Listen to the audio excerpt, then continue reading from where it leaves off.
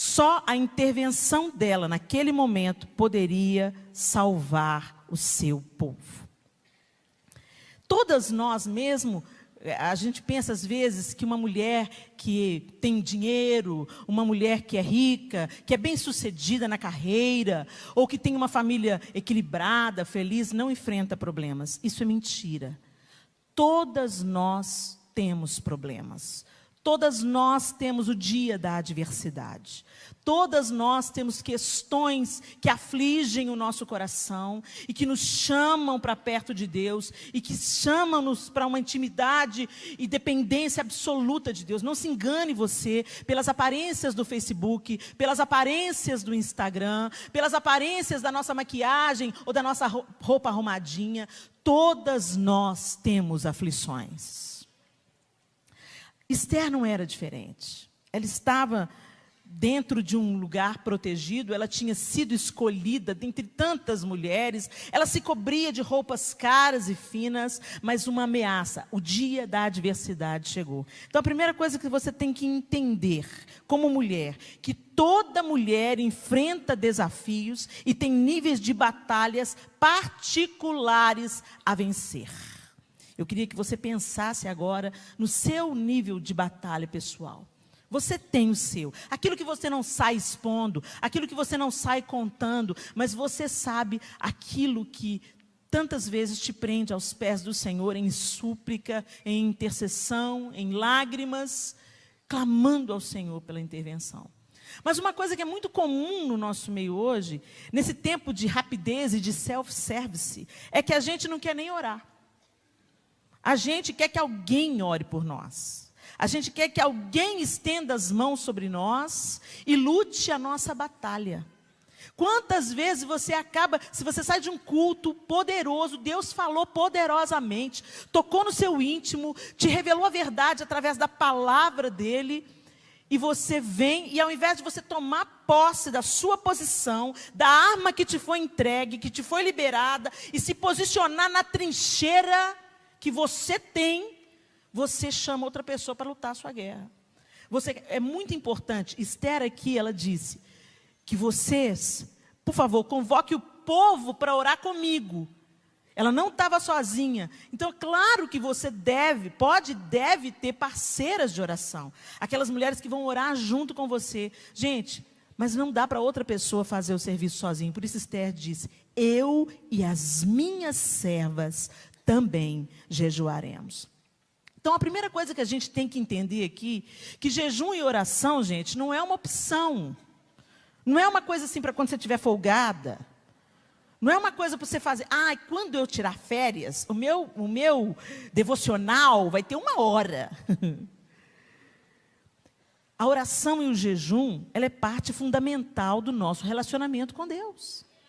Se você não ora, e se você não jejua ocasionalmente, ou sistematicamente, de acordo com a necessidade, a direção de Deus para cada uma, mas se você nunca jejua, e você vive das orações, da hora da refeição, e, oh Deus, obrigado por esse dia, foi bom, Senhor, obrigado, que o seu livramento seja sobre nós, no nome de Jesus, amém. Se as suas orações não passam disso, eu vou te dizer, você está experimentando um relacionamento superficial com Deus. Você está apenas adaptada ao clube social chamado igreja.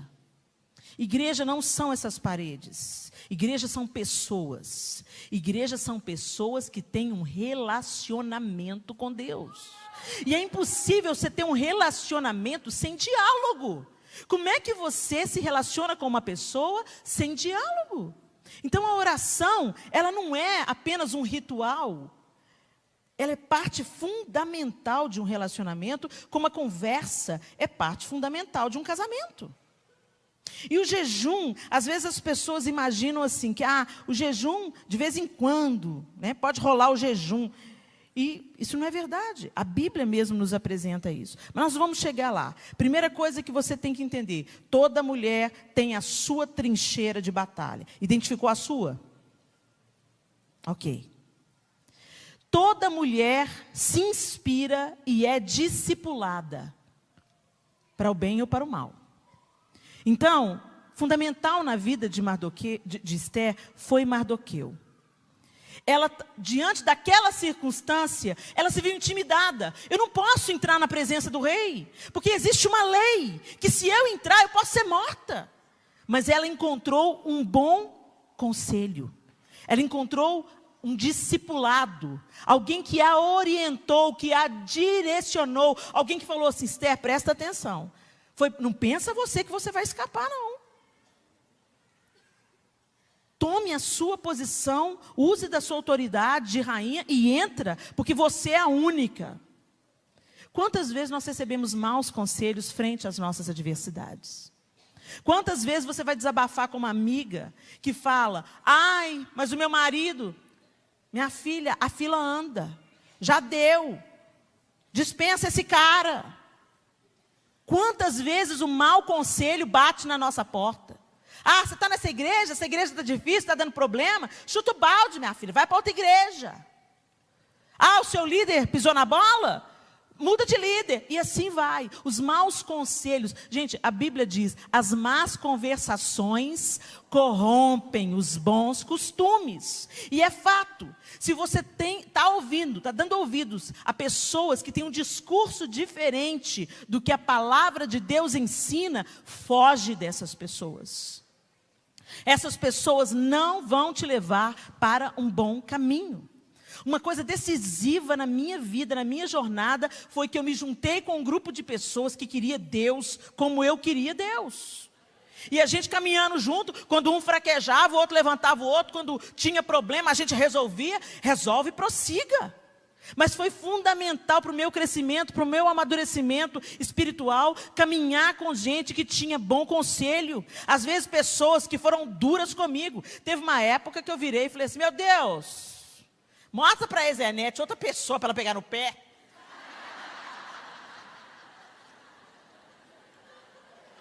Senhor, Deus, que o Sérgio me erre, Senhor. O Sérgio era o regente diante do trono também, nosso líder. Mas hoje, quando eu olho para trás, eu falo: bendito seja Deus pelo Sérgio, pela Ezenete. A Ana dava bronca só de vez em quando, mas olha, as broncas do Sérgio e da Ezenete foram fundamentais para a mulher que eu me tornei.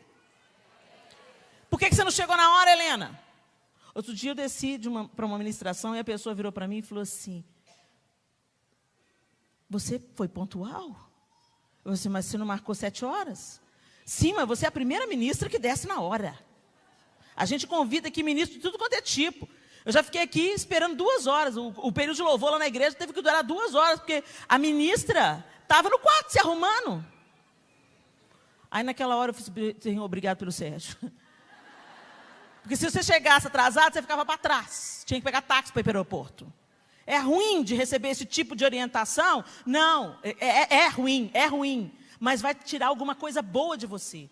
Então, às vezes, uma pessoa que vai dizer: não faça isso, essa roupa está errada, você está com mau hálito, está com couve no dente. É esse.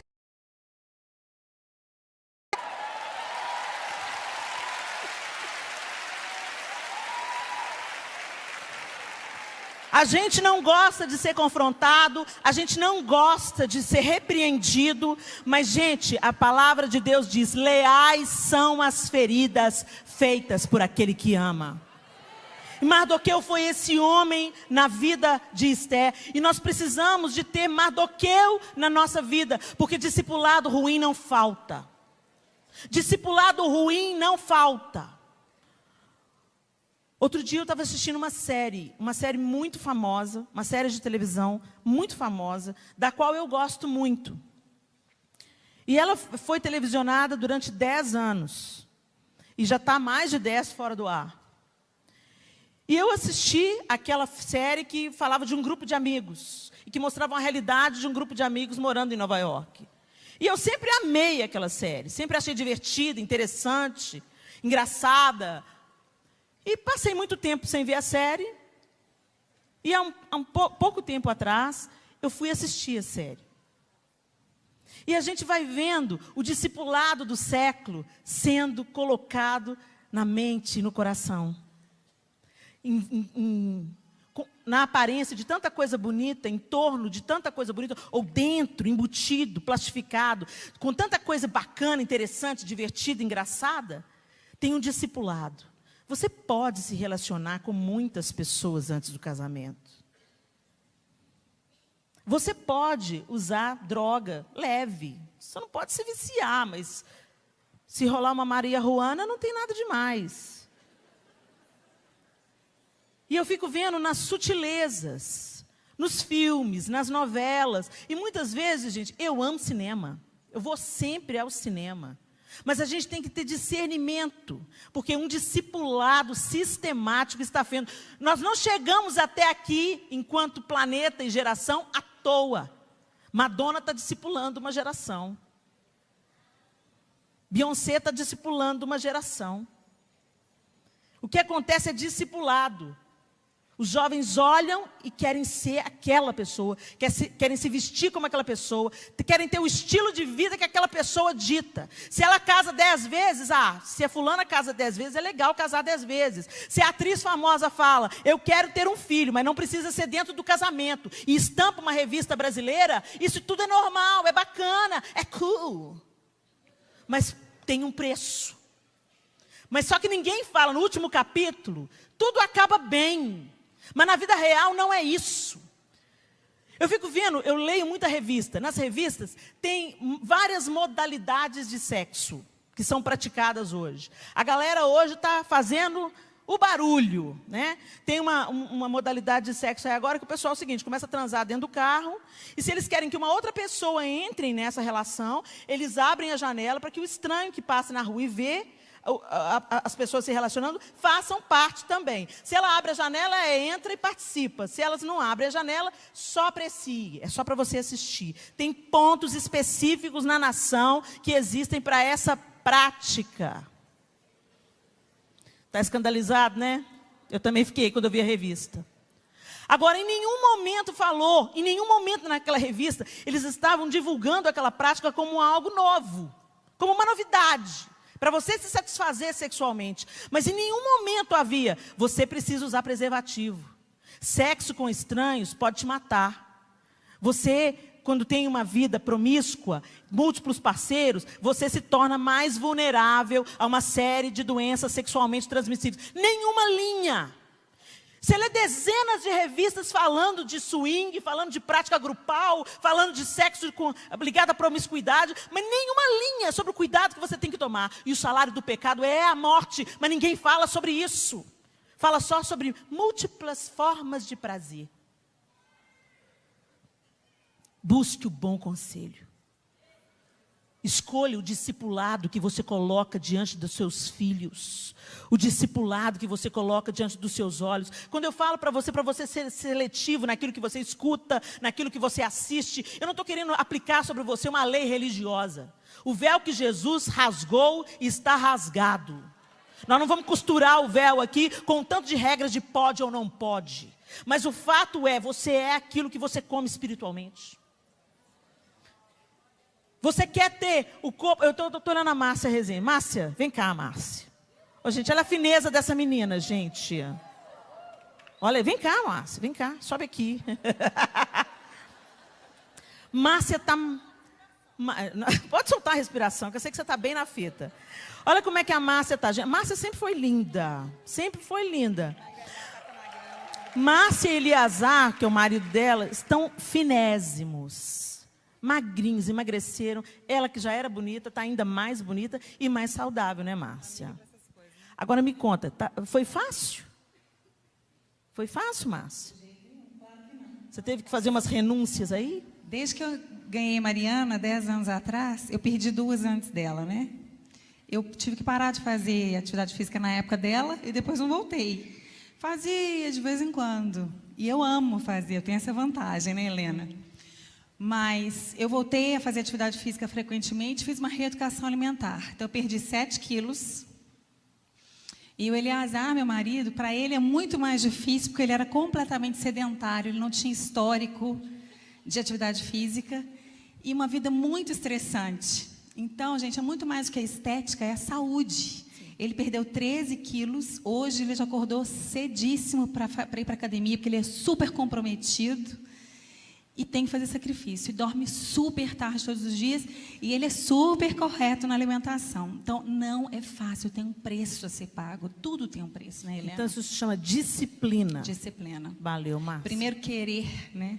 Primeiro querer é essencial. E depois se comprometer. Se comprometer, exatamente. Legal, ter Márcia. disciplina. Obrigada. É isso aí. Só que muitas vezes nós estamos dispostas a nos submeter a uma disciplina, por exemplo, de beleza. Igual Esther fez. Ela tomou vários banhos, ela teve que se submeter a mexer com o cabelo, a mexer e óleo, e mergulha no óleo, e mais óleo, e mais óleo. 1 ano de comprometimento com a aparência. E nós temos esse comprometimento. Você gasta tempo olhando sites de moda, você gasta tempo no salão de beleza. Quando começa a aparecer a raiz branca, você dá um jeito, mas você vai no salão para retocar essa raiz, ou você mesmo compra a tinta e se mete a atingir você mesmo com a amiga. Não é ou não é? A gente dá um jeito de fazer aquilo que a gente quer, mas a gente não dá um jeito de separar um tempo de jejum e oração. Então, às vezes você pensa, nossa, mas Deus está usando tanto a Ana. Está vendo? Deus tem filhos prediletos. Por que não me usa assim, Deus? A mesa foi posta para os filhos e filhas de Deus. Do que você se alimenta, o que você escolhe, é uma decisão sua.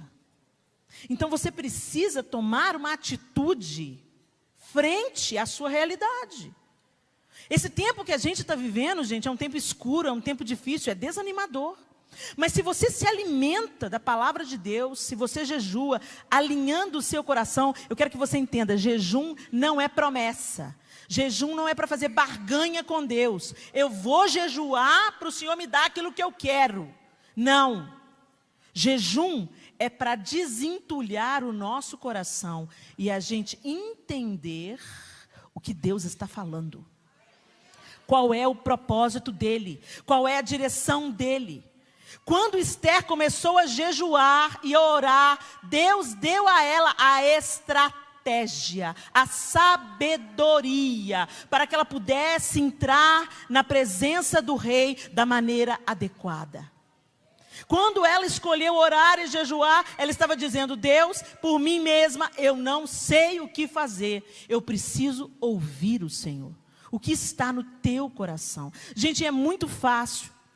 Quando a gente está entulhado de coisa, de comida, de coisa, como a gente escuta menos Deus? Sabe quando você começa a fazer aquele jejum de café? E você fica irritado com todo mundo? Cospe marimbondo? Metade é física, é química. Metade é química. A outra é crise de abstinência, né? A outra metade é quem você é vindo à tona. Porque está lá tudo debaixo da comida. Está tudo debaixo das compras. A gente começa a querer tamponar o que está errado na nossa vida com alguma compulsão. E aí a gente vai na comida, a gente desconta na comida o nosso cansaço, a nossa frustração, as nossas dúvidas. Eu sei do que eu estou falando, gente. Quando eu estou pilhada, eu quero é chocolate. Não adianta vir com Guaraná para mim, é chocolate que eu quero beber. A gente está tentando desesperadamente tamponar alguma coisa que está errada. Isso é errado, isso não vai nos levar para um bom caminho. Você está estressada, você está deprimida, vamos às compras. Vamos para o shopping, vai para o quarto, fecha a porta, dobra o joelho. Não vai te deixar com um rombo nas finanças. E você vai conhecer o seu Deus de perto. Até ali, gente, eu tenho certeza que depois desse momento, desse acontecimento, Esther teve um vislumbre de Deus. Até ali, ela conhecia o Deus de Mardoqueu. o Deus dos judeus. Mas na hora que ela entendeu que ela tinha uma batalha pessoal, e ela entrou nessa trincheira, e ela orou, e ela jejuou, e ela buscou direção de Deus para a sua batalha, ela teve o vislumbre de quem é Deus. Não o Deus de Mardoqueu, não o Deus dos judeus, mas o Deus de Esther. É muito legal quando você vem aqui no congresso e a gente te encoraja, e a gente conta os nossos testemunhos e as nossas histórias, mas você precisa buscar a sua própria história com Deus. Porque não é a minha experiência que vai te sustentar no dia mau. No dia mau, talvez você pense, com a Helena, Deus só agiu de um jeito, mas eu não sou Helena. Que história é essa que eu não sou Helena? Que história é essa que eu não sou Ana Paula, que eu não sou a Deve? Você é filha do Deus Altíssimo. Deus não tem filhos prediletos, mas existem os filhos que preferem estar na presença de Deus. Essa é a diferença. É aqueles filhos que não negociam. As outras coisas tomam um segundo lugar. Nós estamos vivendo um tempo complicadíssimo na igreja, onde há a iconização de homens e mulheres. E a gente começa a acreditar, os homens e as mulheres, aquilo que Deus dá, que Deus faz. Aí as meninas, gente, eu estou nesse ano eu estou questionando, por que eu faço as coisas que eu faço, da maneira que eu faço? A Deve me ajudou muito nisso. E esse momento de autoanálise, eu percebi o seguinte, vou dar um exemplo raso para vocês. Eu estava exausta de tanto tirar foto nas ministrações. Eu ia para as ministrações, acabava as ministrações, Helena, uma foto, Helena, tira uma foto comigo, uma selfie, Helena. Já teve gente que falou assim, querida, eu estou muito cansada. Não, você não precisa fazer nada não.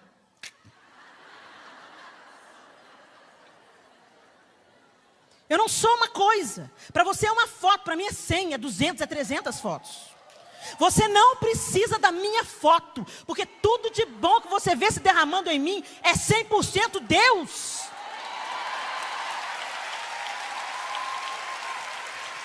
Eu não sou diferente de você. Ai, Helena, mas deixa eu tirar uma fotinha só, sabe por que você me abençoa tanto? Por favor. O faxineiro da sua igreja também te abençoa, mas você não quer tirar foto com ele.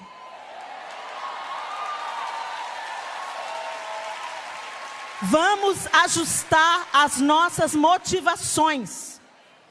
No mundo é assim, entre nós não. Aqui não tem ídolo pop gospel. Nós somos irmãs em Cristo, feitas do mesmo material, sujeitas às mesmas provações e às mesmas falhas. Parem de colocar homens no altar, porque toda vez que o homem é colocado no altar, uma mulher é colocada no altar, quando acontece o problema com eles, o escândalo vem, detona milhares. Coloca Deus no altar, porque o homem pode cair para lá, cair para cá, caiu 1000 à minha direita, 10.000, e eu não serei atingido. Porque os meus olhos estão no Senhor. Quem te salvou foi o Senhor, quem te resgatou foi o Senhor, mas você vive mendigando a oração da irmã poderosa. Você é poderosa em Deus, quando você ora e jejua. Amém? A palavra de Deus nos deixa isso muito claro. A prática do jejum e da oração é parte fundamental no relacionamento com Deus. O jejum é uma disciplina espiritual, assim como a oração. Isso está em Lucas 11, 1-4 e Mateus 6, 17 a 18. Lá ensina, quando jejuardes, vocês não vão sair por aí desfigurando o rosto, falando para todo mundo, estou jejuando. Não, você vai se enfeitar, lavar a cabeça, passar uma maquiagem bacana, fazer um babyliss no cabelo, não deixa a coroa cair. Ninguém tem que saber que você está jejuando. Quem tem que saber é seu pai que está em secreto, e ele em secreto vai te recompensar. A gente não tem, sabe, a gente está num tempo tão visual, que até a nossa fé se tornou uma coisa de rede social. Quem diz que você não é só rede social. Rede social é uma mentira. Quem diz que você é o seu íntimo com Deus, a sua intimidade com Deus no seu quarto. Então, a Bíblia diz, quando quer fazer uma oração, entra no seu quarto, fecha a tua porta e peça ali em secreto, que o seu Deus que te vê em secreto te recompensará. O jejum é a renúncia do que é mais essencial ao homem. Mateus 4, 1 a 4, deixa isso claro. Gente, a comida é essencial. Se você não come durante algum tempo, você começa a desfalecer, de fato, né? Jesus inaugurou o seu ministério jejuando 40 dias. Mas a gente pensa que a gente não precisa jejuar, não. Não, ele não sabe o que é. Eu não consigo, sabe? Dá uma fraqueza. Ok, vamos respeitar aqui as individualidades, porque também tem aquelas pessoas que têm diabetes, né, Renata? Você tem que comer de 3 em 3 horas, é isso, Renata? Então, tem pessoas que têm limitações físicas de fato, mas muitos de nós somos preguiçosos. A gente não quer matar a nossa carne, a gente não quer submeter o nosso eu, o nosso corpo ao senhorio de Cristo. Mas a gente quer comer e colher das bênçãos que vêm do céu. Então, o que você come ou deixa de comer vai definir a direção, o discernimento, a sabedoria. Então, gente, não é uma opção. É uma necessidade extrema. E quando a gente abre mão dessa necessidade extrema, que é a comida, gente, como a gente vê, como a gente está frágil, como a gente é frágil. A primeira coisa que o jejum me ensina é a minha fragilidade. A primeira coisa que o jejum quebra em mim é o orgulho. Eu sou tão poderosa, eu sou tão maravilhosa, mas eu paro de comer 24 horas, eu já fico... Para que a gente se ensoberbece? Para que a gente se envaidece? 24 horas de abstinência de comida, você fica trêmula, você fica fraca. A primeira coisa que o jejum me ensina é da minha fragilidade. Agora, o jejum, gente, às vezes ele é de comida. Mas às vezes tem coisa que é mais essencial na sua vida do que comida. O que é que ocupa o centro do seu coração? Compras. Como a gente gosta de uma roupa nova todo mês, não é? A gente tem vício em comprar. Vício em café. Vício em Coca-Cola. Vício em televisão. Vício em Facebook. Gente, tem gente que está perdendo a vida por causa de selfie. Não estou brincando. Depois você entra no Google e procura pessoas que morreram por causa de uma selfie. É assombroso. Eu estava em Portugal recentemente, nós fomos visitar num lugar que se chama o Cabo da Roca. Obrigado, Nicole. Nicole que me levou. O Cabo da Roca. E cheguei lá, a história. O casal morreu porque foi tirar um selfie e foi se afastando no abismo. Os 2 filhos pequenos olhando e os 2 despencaram. Um desequilibrou, puxou o outro. Tragédias estão acontecendo, filhos estão sendo negligenciados por causa do Facebook. Às vezes é jejum de Facebook que você tem que fazer, jejum de fofoca, de conversa fiada, jejum de compras desnecessárias. O jejum e a oração declaram a nossa humilhação e dependência diante de Deus. Ele pode ser compartilhado, como eu já disse, como Esther, mas antes de tudo é uma prática particular e íntima. O jejum e a oração ampliam a nossa percepção espiritual e autoridade pela submissão a Cristo. Quando você jejua e ora, parece que os seus radares são acionados. Você começa a discernir muito mais as coisas. Você começa... gente, é um paradoxo. Eu estava vivendo há um tempo atrás o olho de um furacão, que ainda não acabou. Uma dor muito aguda.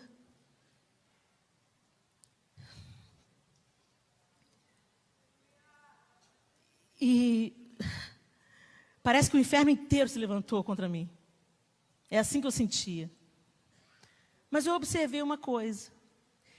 Parece que eu estava anestesiada. As notícias ruins chegavam, os embates aconteciam, mas eu estava em paz, triste com a situação. Mas eu estava forte. Eu estava firme e eu estava crendo, como até hoje eu estou, crendo. Crendo na transformação. E eu pensei, engraçado. Em momentos muito menos difíceis na minha vida, eu precisei de antidepressivo. Helena tomou antidepressivos? Yes. Se você não jejua, você toma antidepressivo. Eu estou sendo tão simples, tá, gente? Tem pessoas que precisam realmente, é uma questão química, tá? Eu não estou sendo tão simplista. Existem pessoas que têm uma depressão química, elas precisam repor as substâncias que faltam no cérebro dela. Mas eu estou dizendo o meu caso. Por muito menos, eu tive que tomar antidepressivo. E eu estava ali no olho da batalha. O diabo me afrontando, o problema latente, latejando, doendo na minha carne, doendo na minha alma, doendo no meu coração. Eu falei, Deus, parece que eu estou anestesiada. Eu estou triste, eu sinto dor. Mas eu estou com disposição para a batalha. Satanás, você não vai ganhar. Deus vai transformar essa situação. E no final, eu vou estar uma Helena melhor do que aquela que entrou nessa batalha. E eu fui perceber o que mudou de 2 anos antes para aquela realidade que eu estava vivendo de uma maneira mais aguda no final do ano passado. Eu estava jejuando. Eu estava jejuando. O jejum te fortalece. Parece que ele te dá uma armadura extra, uma cobertura extra. Algo que você não discerne fisicamente apenas. É espiritual, é uma arma, é uma capacitação. Por isso que Jesus inaugura o seu ministério jejuando. 40 dias. Ele ia colocar o pé na missão que o Pai desenhou para ele. Então o que ele foi fazer? Marketing pessoal? Não. Ele foi para o deserto. Ele foi para o jejum. Ele foi para a abstinência daquilo que ele gostava. E mais do que aquilo que ele gostava, daquilo que ele precisava. Mas nós achamos que a gente pode viver a nossa vida cristã sem jejum e oração. Dependendo de terceiros. Ah, Helena, mas Deus te abençoou porque, né? Também como a Zenete. A Zenete me deu um conselho muito sábio. Helena, entra no teu quarto, fecha a tua porta, pega a sua Bíblia, fecha a sua porta e vai conhecer o Deus a quem você diz que ama. Foi esse o conselho que a Zenete me deu. Ela não ia na minha casa pôr a mão na minha cabeça. Quem entrava no meu quarto para pôr a mão sobre mim era o próprio Senhor. Mas você tem que parar e se submeter e buscar e tomar conta da sua trincheira e falar, aqui, Satanás, você não vai passar. Porque essa trincheira está ocupada e muito bem ocupada. E eu sou armada e poderosa.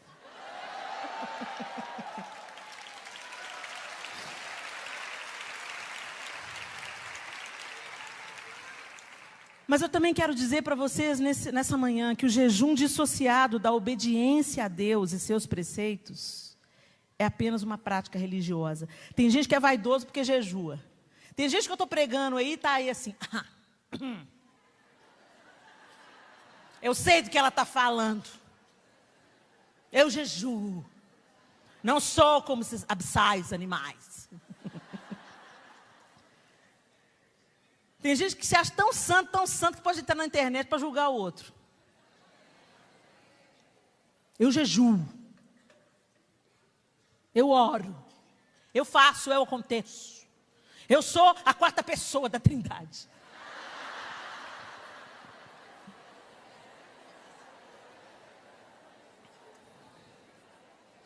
O jejum dissociado da palavra de Deus, ou é dieta, ou é religião vazia. Tem gente que jejua, mas não ora. Se você jejua e não ora, você está fazendo dieta. O jejum e a oração são irmãos gêmeos, entendeu? Eles estão atrelados. Não tem jejum sem oração. As coisas, não tem vida cristã sem oração. Se você não está orando na sua vida cristã, vamos fazer um apelo para a salvação hoje, no final. Oração é parte fundamental. Você come quantas vezes por dia? 3, 5, 10. E orar, quantas vezes você ora? Não me responde. É retórica a pergunta. O jejum, só como prática religiosa, ele nos leva para a vaidade, para o orgulho, para a autossuficiência. Quando negar a si mesmo, que é o jejum, se une à obediência a Deus, uma arma poderosa é liberada a nosso favor. Abra sua Bíblia comigo em Isaías 58.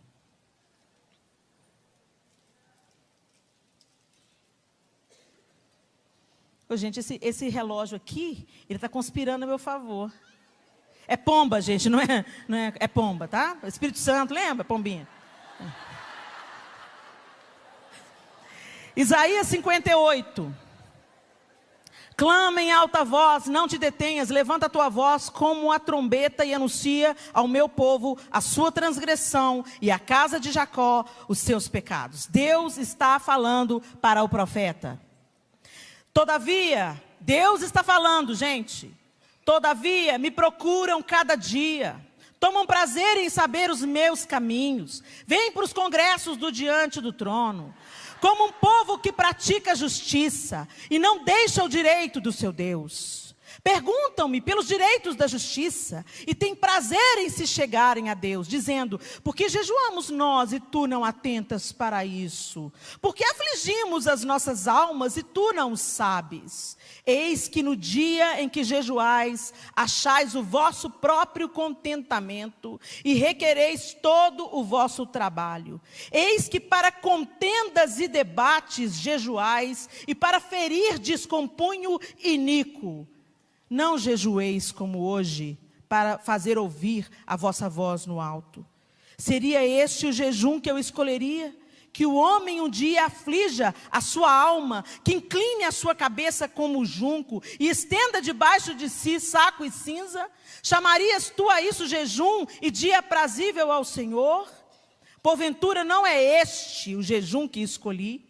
Que soltes as ligaduras da impiedade, que desfaças as ataduras do jugo, e que deixes livres os oprimidos, e despedace todo o jugo? Porventura não é também que repartas o teu pão com o faminto, e recolhas em casa os pobres abandonados, e quando vires o nu, o cubras, e não te escondas da tua carne? Então romperá a tua luz como a alva, e a tua cura apressadamente brotará, e a tua justiça irá adiante de ti, e a glória do Senhor será a tua retaguarda. Então clamarás, e o Senhor te responderá, gritarás, e Ele dirá, eis-me aqui. Se tirares do meio de ti o jugo, o estender do dedo e o falar iniquamente, e se abrires a tua alma ao faminto, e fartares a alma aflita, então a tua luz nascerá nas trevas, e a tua escuridão será como o meio-dia. E o Senhor te guiará continuamente, e fartará a tua alma em lugares áridos, e fortificará os teus ossos, e serás como um jardim regado, e como um manancial, cujas águas nunca faltam. Os que de ti procederem, edificarão as antigas ruínas.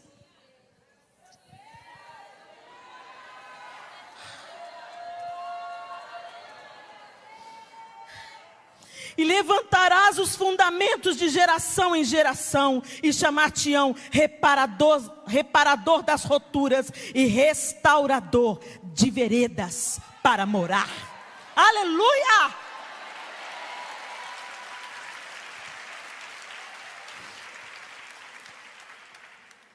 O jejum dissociado da obediência a Deus. A palavra de Deus diz que a verdadeira religião é cuidar dos órfãos e das viúvas. A gente jejua, mas se na prática a compaixão, a vontade de Deus, a verdade de Deus não nos governa, esse jejum é vão. Esther orava e jejuava e queria ver aplicada a justiça para a sua nação. Nós estamos vivendo dias tão perturbadores na nossa nação, mas não estamos dispostas a lutar nem as batalhas que temos dentro de casa. O Brasil está na situação que está, gente, é por causa da igreja. Porque se o meu povo, que se chama pelo meu nome, se humilhar e orar e me buscar e se converter dos seus maus caminhos, então eu ouvirei dos céus, perdoarei os seus pecados, sararei a sua terra. O jejum é humilhação. Jejuar é se humilhar, é se submeter. É ver como a gente é frágil, como a gente é pó. Como a gente precisa de um prato de comida por dia, pelo menos. Água. Se a gente fica uma semana sem tomar água, a gente morre. Somos tão frágeis, mas tão ligados àquilo que é aparente. O Senhor está sendo claro em Isaías. Quando você tirar do meio de você o dedo que aponta, os julgamentos, a indiferença para a dor, para a necessidade de quem está do seu lado. Quando você cumprir a vontade de Deus, aquilo que está registrado na sua palavra, e você alinhar essa obediência, a submissão, a humilhação, ao jejum e à oração, não tem como você não florescer e frutificar. É impossível a sua vida ficar estéril quando você não tem a prática da justiça acompanhada do jejum e da oração. O jejum não é uma prática religiosa, o jejum é uma disciplina espiritual, dizendo que o pão que a gente mais precisa é aquele que vem do alto, o pão que vem dos céus. Quando a gente abre mão do pão da terra, a nossa alma tem fome. Às vezes você veio para um congresso como esse, e o pau está quebrando aqui. Deus está falando, a presença de Deus está abundante. E tem gente assim, não estou sentindo nada. Não é para você ser conduzido pela emoção mesmo, não. A emoção dá e passa. Você chora, esperneia, joelha, rola no chão, depois volta para casa e continua do mesmo jeito. Eu não estou falando disso. Mas tem gente que não come de Deus porque já está satisfeito das coisas dessa terra. A minha oração tem sido: Deus, me dá mais sede e mais fome, para que eu entenda que eu preciso é de Ti, que é sem o Senhor que eu não posso viver. Nada do que eu tenho eu vou levar no meu caixão. Nada. Mal, a gente cabe no próprio caixão. Que tipo de legado você vai deixar para a sua geração? Que tipo de vida você está ministrando na sua nação? Que tipo de cidadã brasileira você é? Ah, mas o governo, o Brasil diferente depende de cada uma de nós. Não joga lixo pela janela. Não investe no trabalho escravo. Não despreza os moradores de rua. Ora pela nossa nação. Ora para que cada brasileiro seja modificado pelo poder de Deus. Porque só isso muda o Brasil. Não é o governo que muda o Brasil. O que muda o Brasil é um povo que não é apenas religioso, mas é um povo comprometido com o Deus de Israel. Na semana passada eu estava em Israel, uma terra que mana leite e mel, no deserto. Porque tudo caiu do céu? Não. Porque o povo de Israel escolheu entrar em parceria com Deus. O deserto floresceu porque as técnicas de irrigação no deserto foram desenvolvidas pelo homem. Eles resolveram falar assim: ok, Deus, minha inteligência, minha capacidade, a teu serviço, a serviço do cumprimento das profecias. Coloca a sua capacidade a serviço do cumprimento das profecias. Deus falou que vai mudar a minha família, então seja cooperadora de Deus. Ore, jejue, gere espiritualmente o que Deus quer fazer na sua casa. E você vai receber orientação, estratégia, direção. e fortalecimento.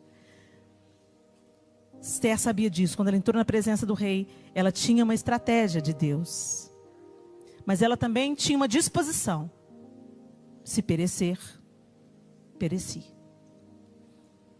E se o mar não abrir, se o faraó me alcançar, eu não vou desistir, não vou duvidar. E se o gigante não cair, se a fornalha me queimar, mesmo que eu morra aqui, sei que amanhã vou acordar. A nossa esperança está nele. Quer vivamos, quer morramos, somos do Senhor. Fique de pé no seu lugar. Dê a mão para essa mulher que está do seu lado. A palavra de Deus diz que aquele que escuta a palavra e a pratica é como o homem sábio que constrói a sua casa sobre a rocha. Construa a sua casa sobre a rocha. Nesses dias você recebeu orientação, clareza, como Esther agiu. Nós falamos sobre sabedoria. Nós falamos sobre buscar do alto, porque é de onde vem, não tem outro lugar. A sabedoria dessa terra, ela é incompleta. E ela pode também ser loucura, ser demoníaca. Você está recebendo todas as ferramentas. Mas as armas, se elas permanecem embanhadas, elas não têm valor algum. Você está numa frente de batalha. Use as suas armas. O jejum e oração, além de ser o veículo através do qual a gente se achega a Deus, a gente discerne a voz dele, a gente tira os entulhos da nossa alma, a gente nega a si mesmo, a gente se humilha. Isso tudo está no pacotinho do jejum e da oração. Parece tão simples, mas libera tanto poder de Deus. Se você quer convidar suas amigas para orarem por você, maravilhoso. Como é bom ter as amigas que sustentam os nossos braços quando a gente está desfalecendo. Mas não fuja da sua trincheira, ela é sua. É a sua batalha. Se posicione, porque as armas já estão disponíveis.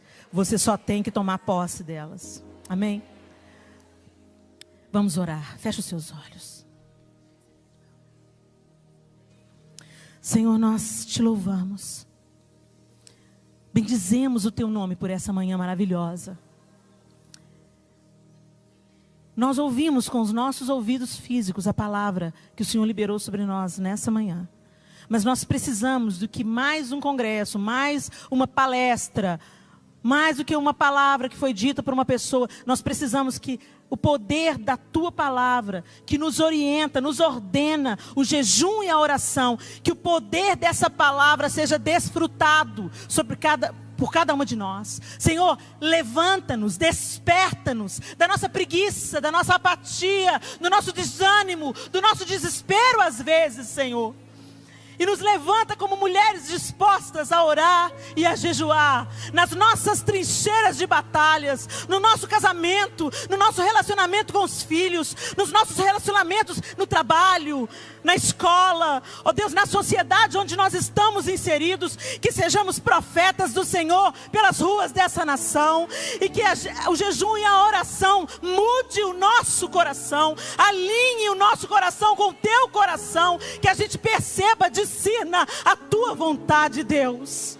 Pai, em nome de Jesus, tira de nós, Senhor, a apatia e o conformismo. E levanta guerreiras, mulheres cheias de disposição e comprometimento com a tua verdade, com a tua palavra. Nos ensina, Espírito Santo, a orar e a jejuar e a desfrutar das armas que o Senhor tem disponibilizado para nós. Em nome de Jesus. Amém e amém.